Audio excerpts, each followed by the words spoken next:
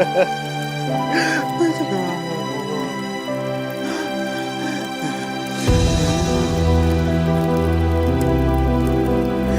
Sobra. Kuya naman sobra.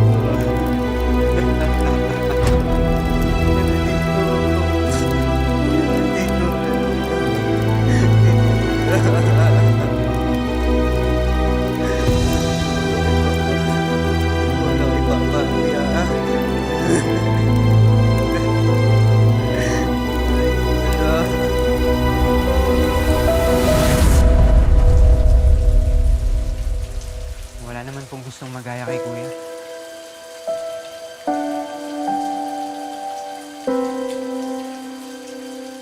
Ashley, salamat pala ulit sa pagkukup mo sa akin, ah.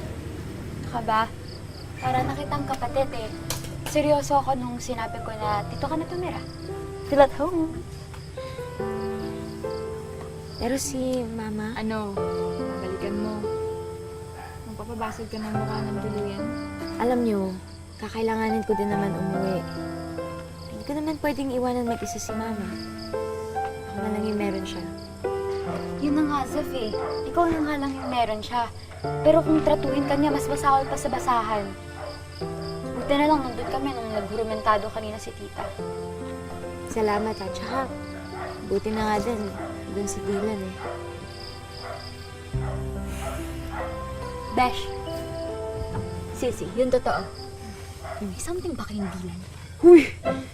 Wow! Huy! Yung reaction niya, laki yun. Wala, no? Promise? Uwe, di kami naniniwala. Mamatay man si Aling Nadia.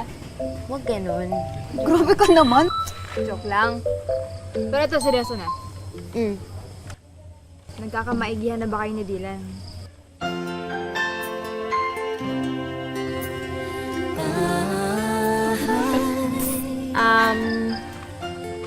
Mabuti naman siyang tao. Siyempre, nung una, mayabang,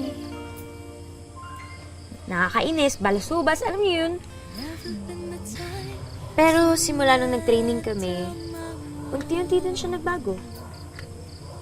Nagiging mas mabait siya. Supportive siya sa akin.